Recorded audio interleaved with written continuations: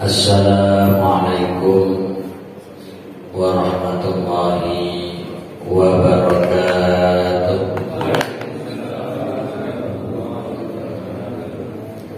Alhamdulillah, wassalatu wassalamu ala rasulillah, la hawla wa la quwata illa billah.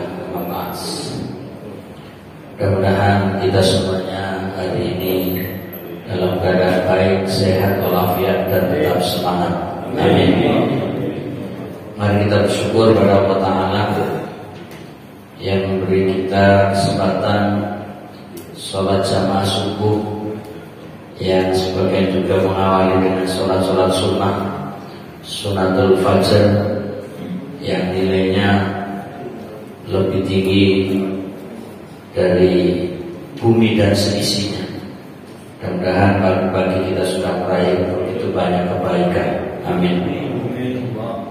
Kita bersyukur dimudahkan melangkahkan kaki kita, badan kita, pikiran kita, hati kita untuk ibadah, di antaranya thalabul ilmi dengan membaca ayat-ayat Al-Quran dalam juz amma, yang pada hari ini kita masih melanjutkan surat At-Tariq. Mudah-mudahan di Masjid Baitul Syukur ini surat Al-Infitar, pembatasnya tempat lainnya surat Al-Infitar ya. Kita baru sampai ayat 4 dari 19 ayat. Ya, kita mudah-mudahan di Masjid Baitul Syukur ini selalu mendapatkan kebaikan-kebaikan, dan namanya sudah Baitul Syukur, rumah syukuran. Makanya kalau habis pengajian ada yang syukuran, dan mudah-mudahan istiqomah terus lanjutkan. Mudah-mudahan barokah semuanya. Amin ya rabbal alamin. Selanjutnya mari kita bersolawat untuk Rasulullah Muhammad Sallallahu Alaihi Wasallam yang telah sempurna mengajarkan Islam, baik melalui ayat-ayat Al-Quran, perkataan maupun keteladanan. Laqad kana lakum fi Rasulillahi uswah hasanah. Benar-benar bagi kalian pada diri Rasulullah Sallallahu Alaihi Wasallam keteladanan yang baik. Mudah-mudahan kita termasuk orang-orang yang bisa ittiba'ur Rasul, mengikuti jejak keteladanan baiknya Rasulullah Muhammad sallallahu alaihi wasallam. Jamaah rahimakumullah, mari kita melanjutkan bacaan ayat-ayat Al-Quran yang pada pertemuan yang lalu kita baca sampai ayat 12. Kita mengulang lagi, mengingat dari ayat-ayat yang sudah kita baca itu baru 4 ayat, tapi kita baca dari awal. Kemudian dengan membaca mengulang akan terus tambah paham, dan tentunya menambah pahala setiap hurufnya. Karena itu kita mengawali dengan bacaan ta'awudz basmalah, dan kita akan masuk pada ayat-ayat surat Al-Infitar. Seperti biasa, saya memulai dulu, baru diikuti biar lebih tertib. A'udzu billahi minasy syaithanir rajim.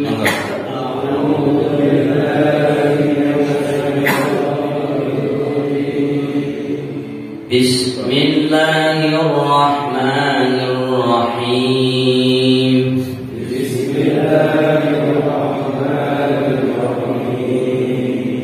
Idzas samaa'u fatarat.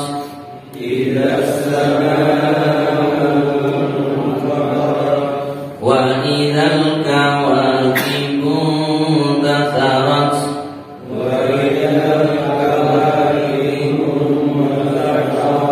وإذا البحار فجرت وإذا القبور بعثرت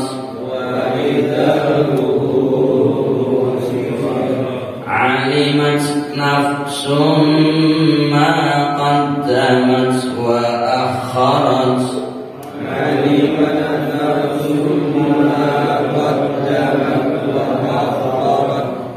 يا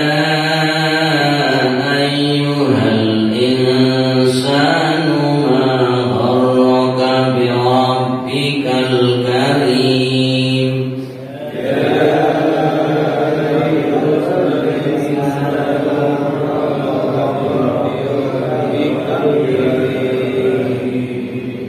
الذي خلقك فسواك فعدلك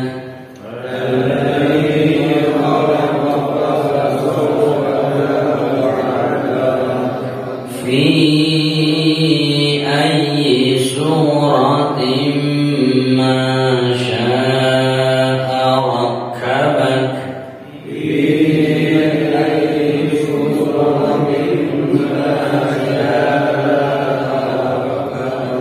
كلا بل تكذبون بالدين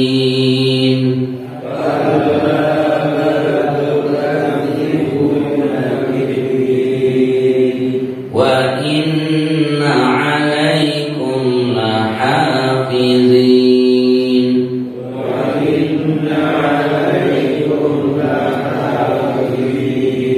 كراما كاتبين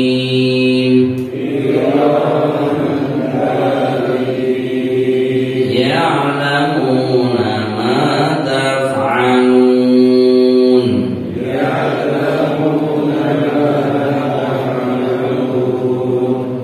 Kita berhenti dulu di ayat 12. Kita baca ulang terjemahan ayat pertama. Diawali dengan Bismillahirrahmanirrahim, dengan nama Allah yang Maha Pemurah lagi Maha Penyayang. Ayat 1, apabila langit terbelah. Ayat 2, dan apabila bintang-bintang jatuh berserakan. Ayat 3, dan apabila lautan dijadikan meluap. Ayat 4, dan apabila kuburan-kuburan dibongkar. Ayat 5, maka tiap-tiap jiwa akan mengetahui apa yang telah dikerjakan dan yang dilalaikannya.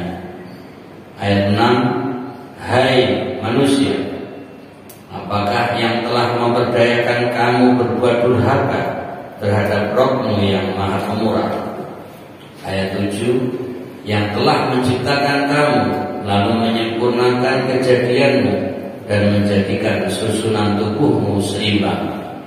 Ayat 8, dan bentuk apa saja yang dikehendakinya Dia menyusun tubuhmu. Ayat 9, bukan hanya durhaka saja, bahkan kamu mendustakan hari pembalasan. Ayat 10, padahal sesungguhnya bagi kalian ada malaikat-malaikat yang mengawasi pekerjaan kalian. Ayat 11, yang mulia di sisi Allah dan yang mencatat pekerjaan-pekerjaan itu. Ayat 12, mereka mengetahui apa yang kalian kerjakan. Itulah terjemahan dari ayat-ayat yang kita baca. Mari kita buka halaman 250 ayat 5.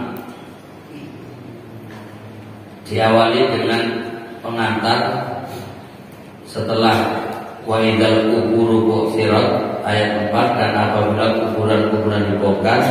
Selanjutnya disusul dengan bukanya buku-buku catatan amal perbuatan. Karena itu maka setiap diri mengetahui perbuatan baik atau perbuatan buruk yang telah dikerjakannya, dan amal baik atau amal buruk yang ditinggalkannya.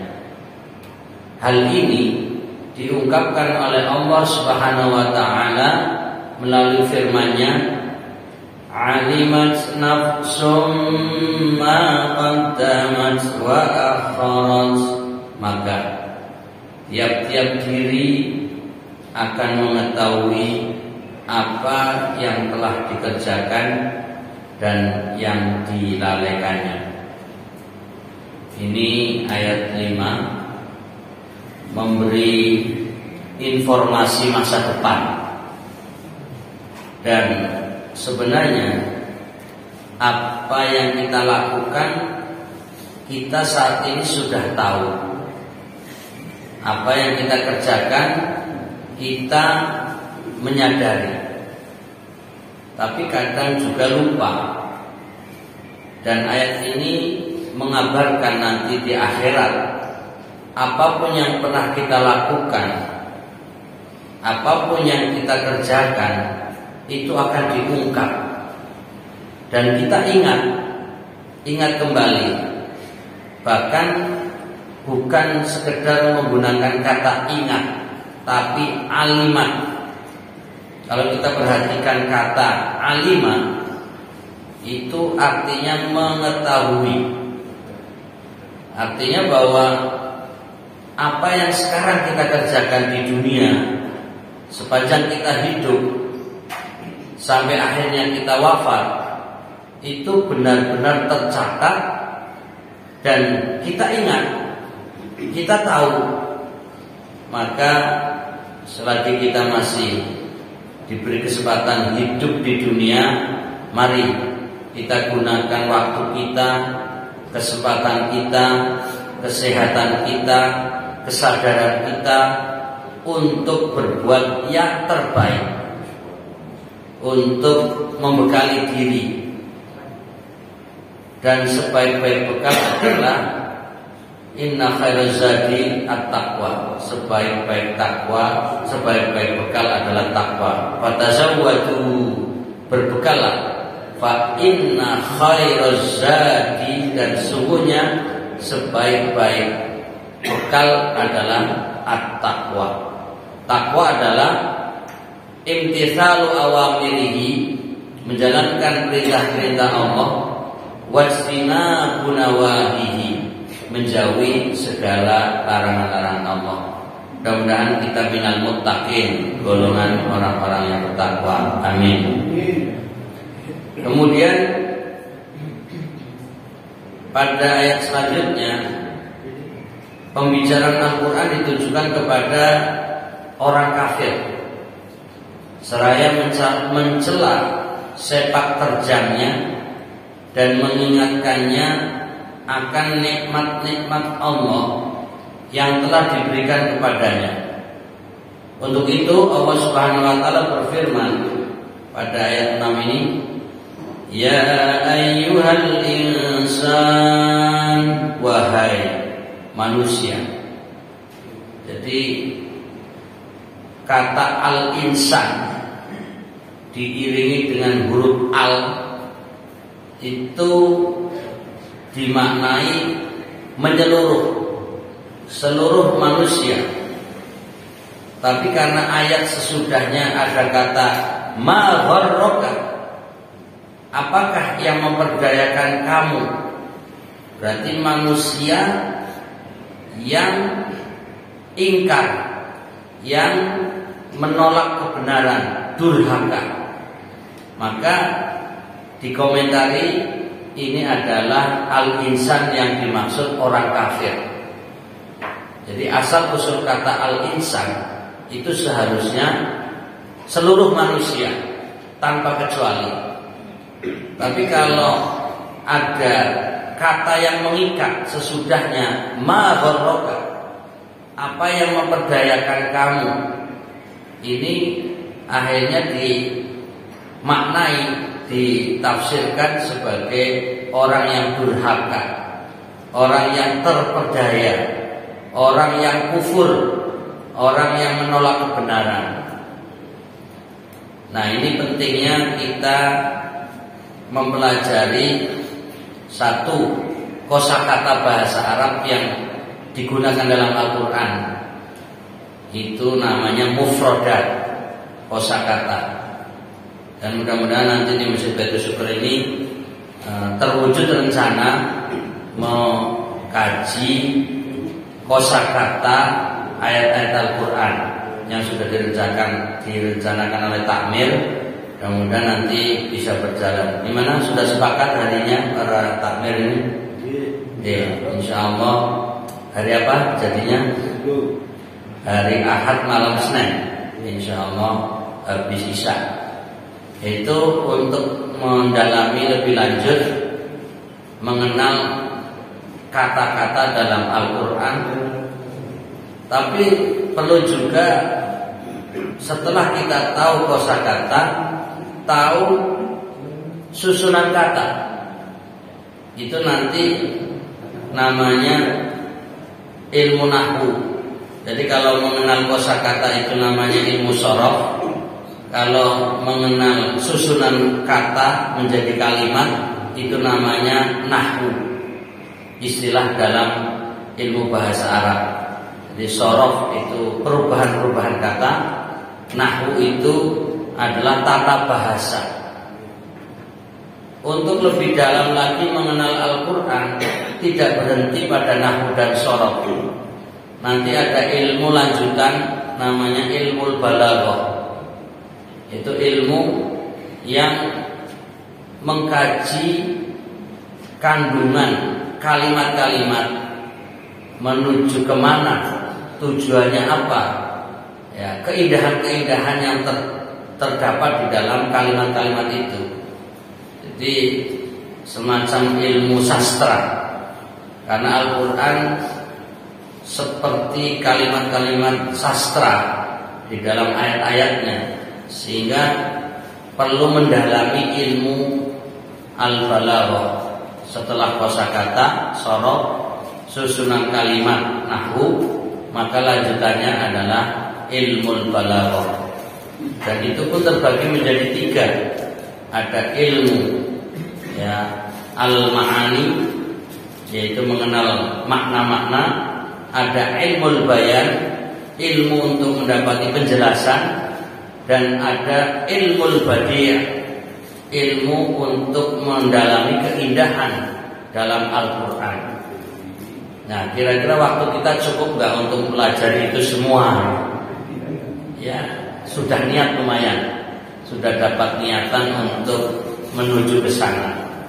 Ketika orang sudah menguasai sorof, nahwu, balaghah, itu masih perlu lagi kalau mau mengkaji Al-Quran. Ngerti sababun nuzul, ya, tahu turunnya ayat-ayat Al-Quran ini, atau memang tidak ada sababun nuzul.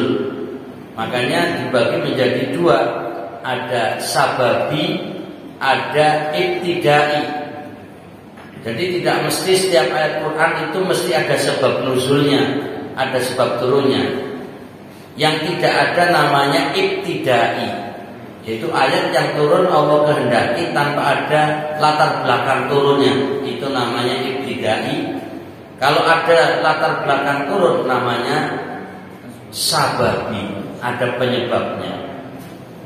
Setelah itu kita tidak berhenti di situ, masih ada ilmu lanjutan. Nanti ada namanya ilmu nasikh dan mansukh, yaitu mengenal ini ayat masih berlaku atau sudah terhapus kandungan hukumnya. Itu harus lebih dalam lagi, namanya ilmu nasikh wal mansukh. Jadi masih banyak ilmu yang perlu kita pelajari, yang perlu kita kaji, tapi waktu yang sepertinya tidak memungkinkan, keburu Allah memanggil kita. Tapi perlu husnudzon, kita masih punya kesempatan. Mudah-mudahan mengawali dengan mengenal kosakata terlebih dahulu sudah satu poin terpenting. Jadi ternyata kita rencana mau pelajari kosakata itu baru tahap 1. Kosakata, ya, itu nanti sorof, kemudian nanti nahwu, kemudian balaghah, lalu dilanjutkan ada mengenal sababun nuzul, kemudian nanti mengenal nasih dan mansukh. Baru nanti lebih tuntas lagi kita mempelajari ulumul Quran, ilmu-ilmu Al-Quran yang lebih menyeluruh dan itu panjang. Mudah-mudahan itu semua kita diberi kesempatan untuk mengenalnya, memahami dan menguasainya. Amin ya rabbal alamin. Selanjutnya di sini panggilan, ya ayyuhal insan ma gharraka bi rabbikal karim. Wahai manusia, apakah yang memperdayakan kamu berbuat durhaka terhadap Rabbmu yang Maha Pemurah? Jadi ayat ini memanggil manusia dan ditujukan kepada orang yang kafir. Nah, kalau kita termasuk orang beriman, agak aman, terkesan bukan untuk kita, tapi penting kita menyimak karena manusia itu punya hati yang dalam bahasa Arab itu qalbun. Qalbun itu dari kata qoluba. Qoluba itu bolak-balik. Qalbun yang sebenarnya terjemah aslinya artinya jantung. Jantung itu berdetak, bergetar dan bisa berbolak-balik. Maka iman pun pada diri seseorang bisa bolak-balik. Pada satu saat pada kekuatan iman yang kokoh, tapi bisa jadi melemah.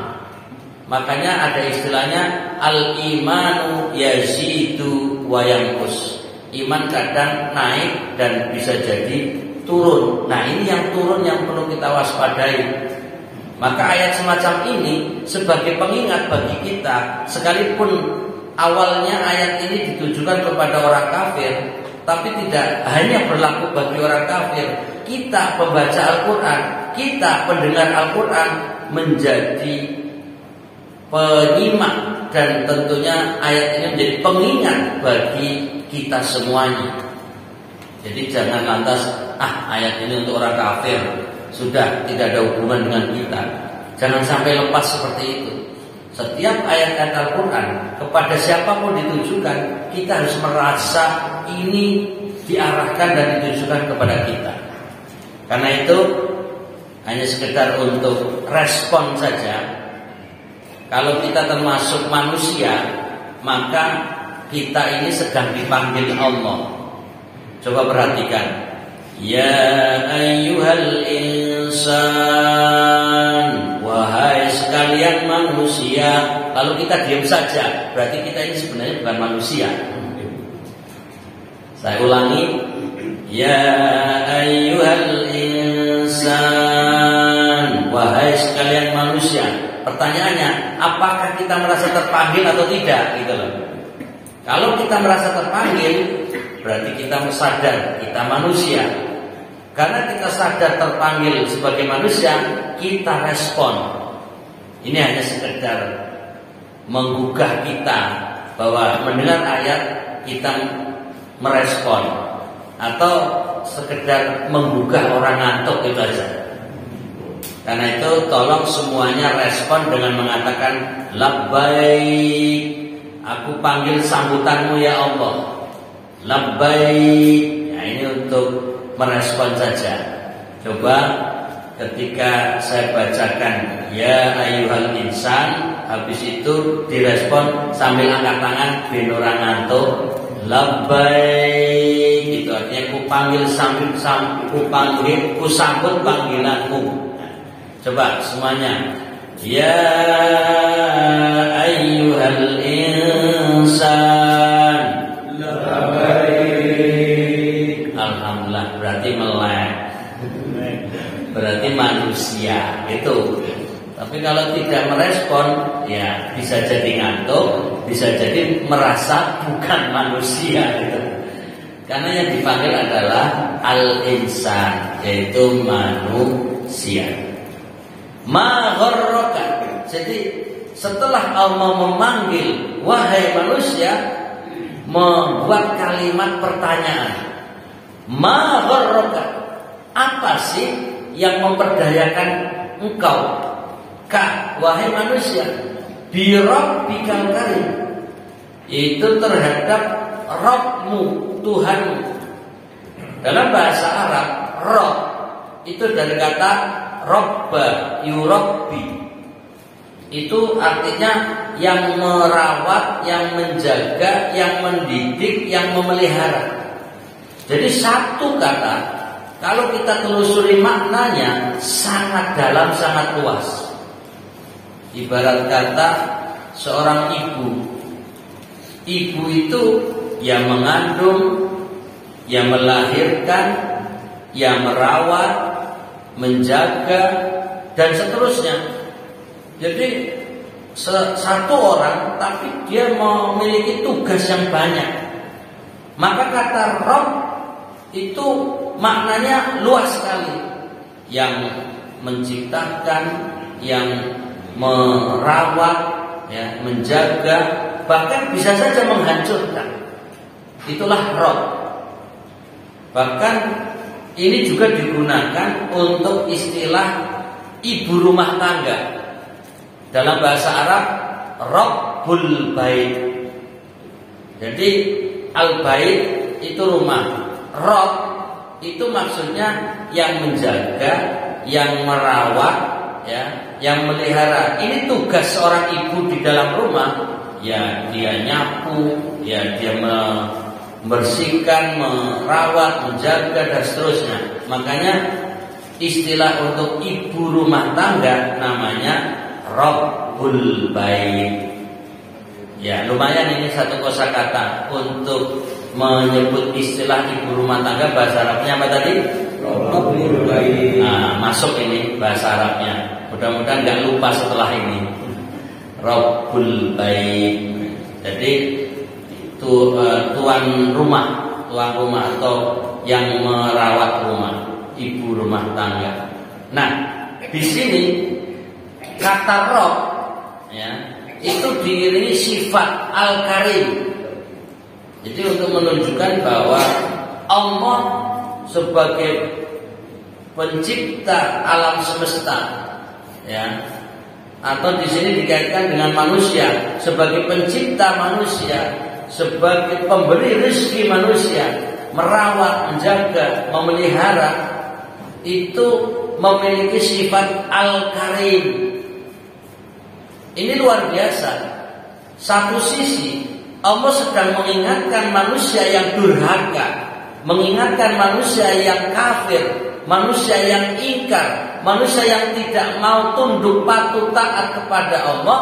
Tapi Allah masih memberi label iringan sifat Al-Karim, yang maha mulia, yang maha pemurah, yang penuh kasih sayang. Itulah sifat Allah yang luar biasa. Jadi sekalipun Allah tahu ini durhaka, sekalipun Allah mengerti ini orang kafir, Allah tetap menjaganya, Allah tetap memeliharanya. Tidak serta-merta orang kafir langsung dimusnahkan, tidak serta-merta orang kafir langsung dihancurkan. Bahkan kadang diberi rezeki yang kadang terkesan lebih banyak daripada orang beriman itu sendiri. Itulah gambaran Al-Karim, Allah yang maha pemurah, Allah yang maha kasih sayang, Allah yang maha mulia. Jadi dibalik Allah mengingatkan, ya, gharraka, yaitu orang yang terperdaya, yang durhaka, tapi Allah tetap mengiringi kata Al-Karim. Dan ini juga kalau kita boleh menganalisa, ini pengingat atau bahkan trik Allah agar mereka sadar. Hai orang-orang durhaka, ingat Allah itu Al-Karim. Ya, kalian kok bisa-bisanya durhaka? Wong kamu hidup, Allah yang menghidupkan. Kamu bisa makan, Allah yang beri makan. Kamu sehat, Allah yang beri sehat. Kok bisa durhaka? Allah itu Al-Karim. Nah, ini juga sebagai penegasan. Mestinya jangan kufur, mestinya jangan durhaka. Nah ini juga kalau kita dibahasakan kepada manusia, umpamanya ayah dan ibu, abah dan umi, orang tua berbicara kepada anaknya, yang anak itu mulai durhaka, anak itu tidak patuh pada orang tua. Anakku, kamu itu dari kecil ibu yang mengandung, ibu yang melahirkan, lalu ibu juga yang merawat, ibu yang menjaga, ayah yang memberi nafkah, ayah juga yang melindungi. Kok kamu masih durhaka pada orang tua? Mbok sadar loh, mbok ingat, bapakmu itu penuh kasih sayang, ibumu itu penuh kasih sayang. Itu tujuan biar ingat, sadarlah, jangan durhaka. Ini untuk memahami betapa ayat ini sangat mendalam dalam mengingatkan manusia yang ingat. Jadi masih pakai bahasa pertanyaan. Dan ini juga perlu kita ambil pelajaran, bagaimana cara berkomunikasi kita kepada orang yang durhaka sekalipun masih dengan bahasa-bahasa yang santun. Karena tujuan mengajak orang yang durhaka menjadi orang durhaka itu biar berubah menjadi baik, bukan dengan cara marah, bukan dengan cara emosi, bukan cara kekerasan. Ini juga kita ambil pelajaran. Satu ayat bisa ditinjau dari berbagai sudut pandang. Ini juga salah satu namanya ilmu balaghah. Jadi untuk memahami ayat ini dengan kandungan yang mendalam, kita pendekatan ilmu balaghah. Jadi ada keindahan-keindahan bahasa yang terkandung dalam ayat ini. Baru satu ayat bisa begitu dalam maknanya, tapi tergantung kita cara membacanya. Sudah dibacakan saja, kadang nggak didengarkan. Yang mendengarkan sambil mengantuk, sudah. Tapi yang mudah-mudahan yang di sini sih tidak ada yang mengantuk, apalagi sambil minum dulu. Monggo. Bismillahirrahmanirrahim. Silakan. Alhamdulillah. Inilah pentingnya kita membaca ayat-ayat Al-Quran. Walaupun sudah membaca, sudah menghafal, sudah mengerti, tapi ketika kita mengkaji kembali, masih banyak makna yang terkandung di dalamnya, lebih dalam dan lebih dalam lagi. Bisa pendekatan ilmu hikmah, bisa pendekatan ilmu bahasa, bisa ilmu komunikasi dan lain sebagainya. Kemudian penjelasan di bawahnya, apakah gerangan yang memperdayakan kamu terhadap rohmu sehingga kamu melalaikan haknya ketika kamu di dunia? Jadi ayat ini seakan sebagai komunikasi nanti di akhirat, sekalipun sudah kita baca di dunia. Jadi kenapa engkau hai orang kafir lalai terhadap hak Allah yang telah menciptakan, yang wajib disembah? Jadi hak Allah adalah disembah. Kenapa kalian lalai? Kewajibanmu adalah menyembah Allah.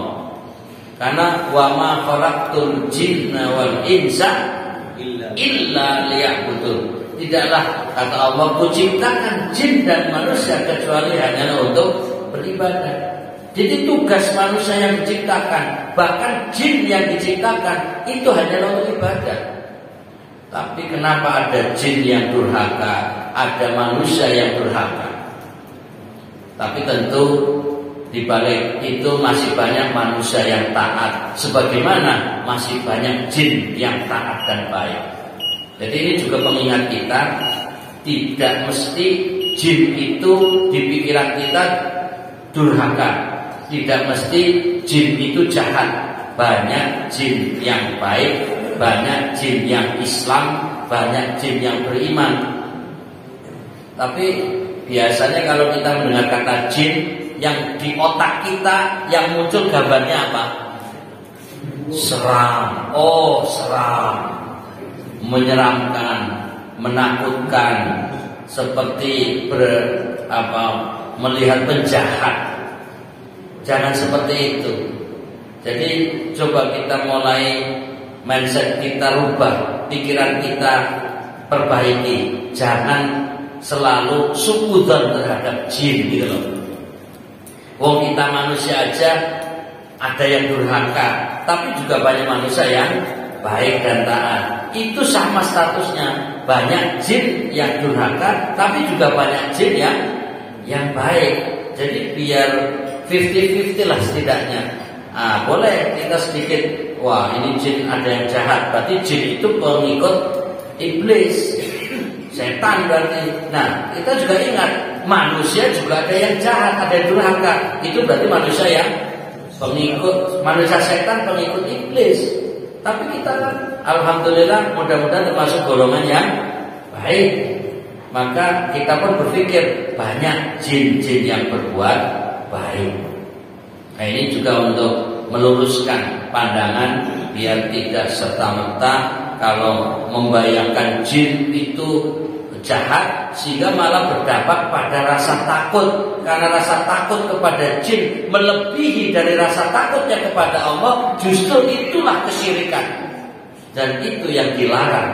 Maka tujuan kita menggambarkan ada jin yang baik biar tidak mudah takut kepada jin gitu. Coba sekali-kali jalan di tengah malam, gelap gulita, hujan deras, ada petir lewat tengah kuburan. Apa yang dipikir? Modi, ono setan, ono jin itu lah.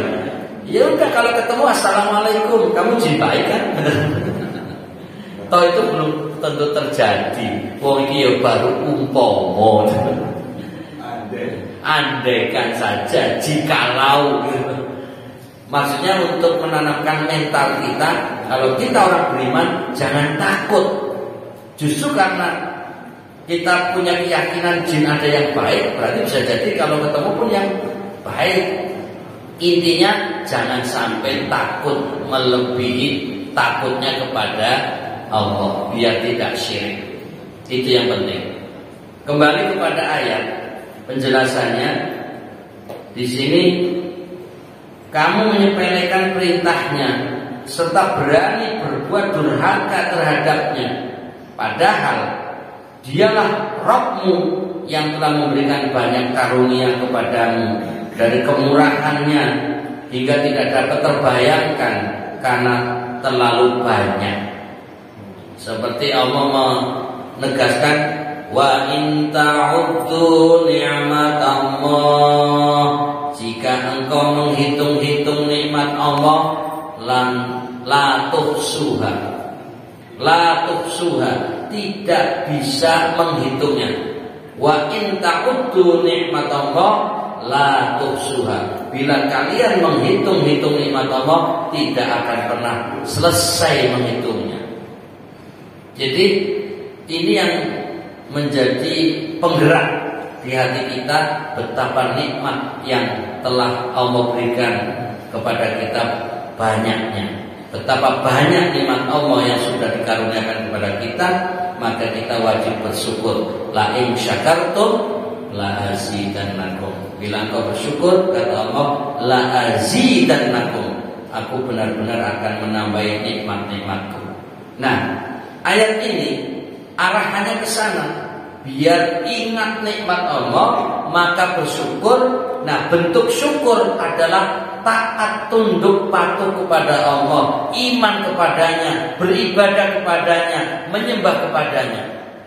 Karena itu sesungguhnya sholat itu bentuk syukur kepada Allah. Tapi seringkali pemahaman kita masih pada tahap awal. Sholat ini kewajiban, sholat ini ibadah yang mengandung perintah, atau sholat ini kalau dikerjakan mendapatkan pahala. Itu benar, tapi baru tahap awal. Sholat subuh wajib dikerjakan biar dapat pahala, itu benar. Tapi perlu ingat, kita sholat adalah bersyukur. Jadi terlepas ada unsur kewajibannya, terlepas ada pahala yang terkandung di dalamnya, tapi hakikatnya sholat adalah bentuk syukur kepada Allah Ta'ala. Karena kita masih terbatas, syukur itu mengucapkan alhamdulillah.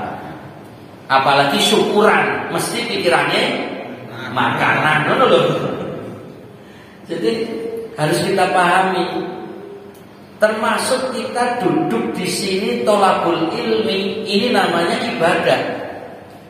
Dan karena kita sehat, maka kita datang, lalu memanfaatkan waktu kita untuk nambah ilmu. Kita harus niatkan ini bentuk syukur kepada Allah. Jadi duduk kita di sini sebenarnya sedang syukuran. Apalagi habis kajian ada syukuran yang bentuk makanan, tambah semangat insyaallah. Kalau ada, kalau tidak ada ya sabar. Walaupun Pak Sabar izin itu.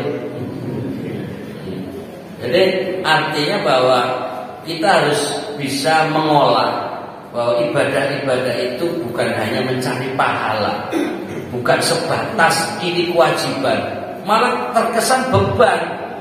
Wah, aku nanti harus sholat zuhur, padahal pekerjaannya banyak. Jadi perasaan sholat itu karena kewajiban sehingga terbebani.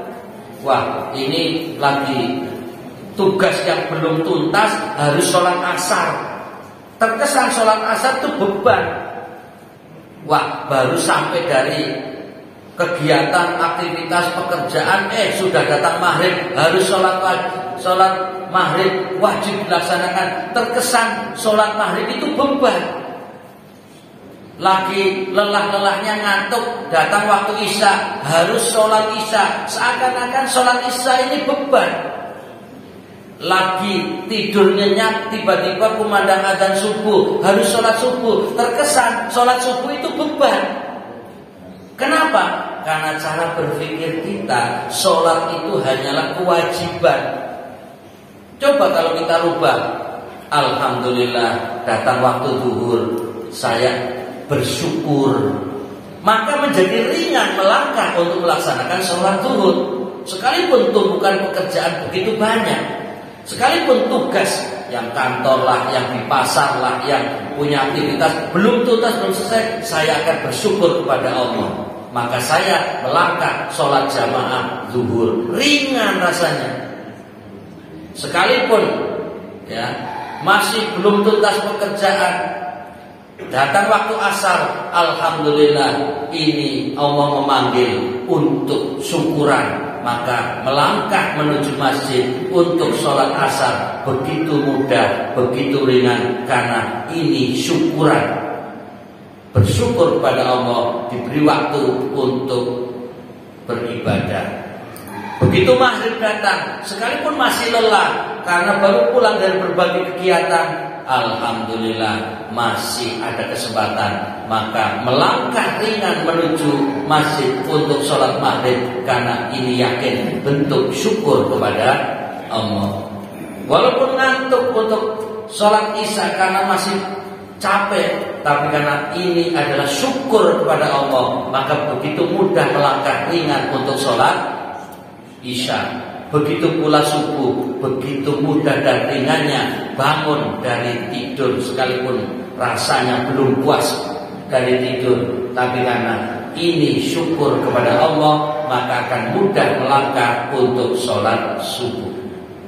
Kira-kira sudah seperti itu atau masih perlu proses ini? Wajahnya sudah meyakinkan. Orang-orang yang bersyukur setiap kali sholat. Kalau masih ada yang belum seperti itu, mari kita rubah cara berpikir kita, bahwa ibadah hakikatnya syukur kepada Allah. Itu akan lebih ringan perasaan, dan itu akan lebih tulus dan ikhlas dalam mengerjakan. Ini pendekatan ilmu hikmah. Jadi kalau kita mengkaji bukan saja hikmah, tapi inilah cara berpikirnya Rasulullah Muhammad sallallahu alaihi wasallam ketika beliau sholat malam yang lama, yang panjang, sampai digambarkan ripaknya merah karena malam melek, kemudian karena berdirinya lama sehingga kakinya tampak bengkak.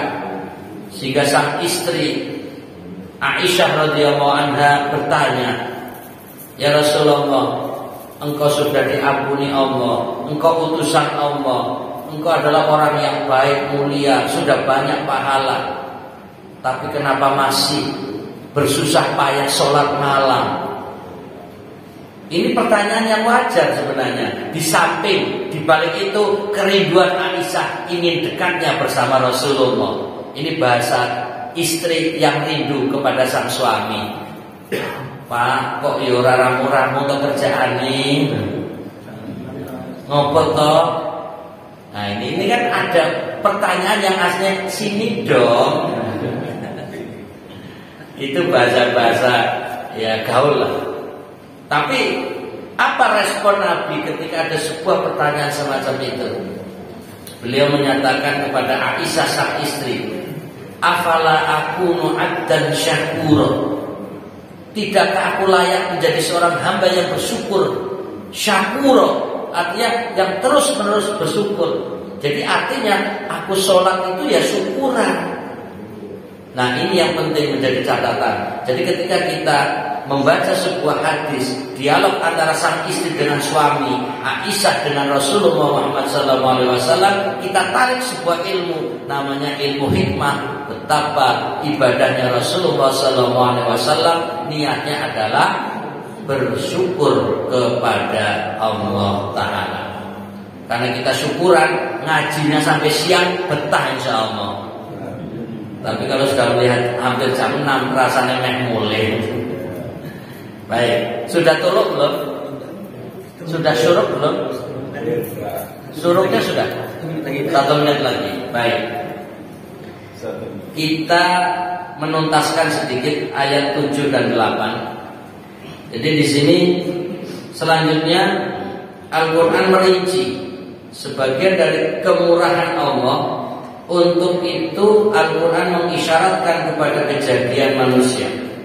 Allah telah menciptakannya dari tiada, lalu disempurnakannya lah dalam bentuk yang lengkap seperti layaknya manusia. Lalu dia menjadikan bentuknya serasi dan seimbang di dalam semua anggota tubuhnya.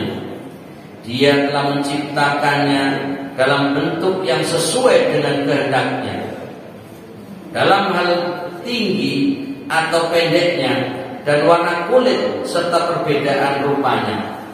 Hal ini diungkapkan oleh firman-Nya, "Alladzi khalaqa fasawwaka fa'adalak fi ayyi suratin ma syaa rakkabak." Yang telah menciptakan kamu, lalu menyempurnakan kejadianmu dan menjadikan susunan tubuhmu seimbang dalam bentuk apa saja yang dikehendakinya. Dia menyusun tubuhmu. Ini adalah surat Al-Infitar ayat 7-8 dengan penjelasan singkat, penyempurnaan yang sangat mengagumkan di dalam penciptaan manusia ini tampak jelas dalam konstruksi tubuhnya dan bentukan akal serta rohnya. Hal ini membuat manusia layak untuk memangku jabatan sebagai khalifah di bumi. Dan masih banyak lagi susunan-susunan tubuh manusia yang membuatnya menjadi makhluk yang paling sempurna bentuk tubuhnya. Di dalamnya terkandung rahasia-rahasia sehingga membuat para penuntut ilmu kedokteran harus duduk di bangku fakultas kedokteran selama bertahun-tahun untuk menyelidiki dan menyingkap takdirnya. Kiranya cukup kami sebutkan sebagian daripadanya, yaitu seperti alat pencernaan, alat peredaran darah, alat pernafasan, alat mengembangkan keturunan, alat pembentukan tulang, alat pendengaran, alat penglihatan, dan anggota-anggota tubuh lainnya. Ini juga sebuah analisa bahwa manusia itu sangat sempurna, lalu dengan itu kita menjadi bersyukur. Karenanya Rasulullah SAW ini sebagai penutup mengingatkan ya bahwa tubuh kita ada 360 sendi. Ada yang pernah hitung? 360 sendi, betul ya? Nah, nggak pernah hitung.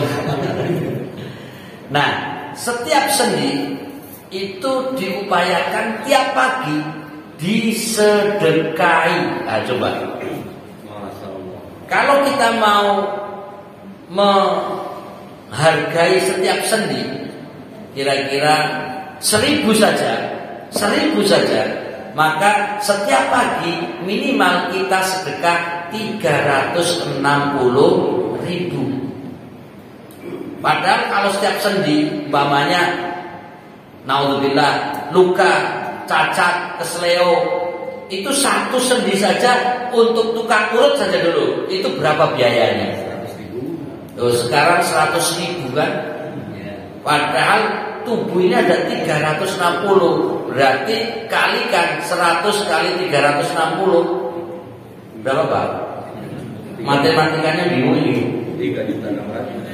3.600 bukan loh. 36 juta per pagi per hari. Itu seharusnya. Makanya kalau kita umpamanya tiap pagi ini acara makan-makan keluarkan 1 juta 2 juta, itu belum seberapa gitu loh maksudnya. Masih ringan dibandingkan harga tubuh kita. Bagi yang mampu silakan bersedekah setiap pagi, maka semampunya. Kalau toh menghargai cuma 1 rupiah, ya berarti harga tubuh kita hanya 360 rupiah. Kalau kita menghargai 1.000 per sendi, maka kita sedekahnya 360.000 per pagi, harga tubuh kita hanya segitu. Tapi kalau mau menghargai per sendi 100.000 dengan ukuran tukang pijat, maka harga tubuh kita 36 juta. Itu pun sebenarnya masih kemurahan, tapi itu ternyata berat. Nah, kalau sudah bicara berat, nanti ada solusinya. Gantinya banyak zikir, subhanallah walhamdulillah wala ilaha illallah Allahu akbar. Cuma zikir saja masih belum sempat, cukup sholat duha. Karena itu awal waktu sholat duha adalah sholat syuruk. Karena itu setelah pengajian usahakan sholat syuruk. Sholat syuruk itu adalah waktu awal duha. Maka paling tidak kita kalau tidak mampu sedekah untuk setiap sendi tubuh kita, dengan sholat syuruk kita sudah terpenuhi tubuh kita. Makanya lumayan sudah mewakili sedekah berupa uang, bonus pula seperti umroh. Nah ini silakan yang mau umroh langsung silakan. Tapi kalau tidak paling kita sholat syuruk yang nilainya seperti umroh tamatan, sempurna dan sempurna. Karena itu pengajiannya sempurna. Kita insya Allah lanjutkan pada ayat 9 pada pertemuan yang akan datang. Tolong kasih tanda baru sampai ayat 8 di buku halaman 250. Insya Allah kita melanjutkan di halaman 251 pada kesempatan yang akan datang. Tetap semangat, tetap sehat. Mana semangatmu? Ini semangatku. Orang kompak, dua tangan. Mana semangatmu? Ini semangatku. Alhamdulillah, melek semua, kuat semangat. Dan akhir kalam subhanakallahumma wa bihamdika asyhadu an la ilaha illa anta astaghfiruka wa atubu ilaik. Assalamualaikum warahmatullahi wabarakatuh. Waalaikumsalam warahmatullahi wabarakatuh.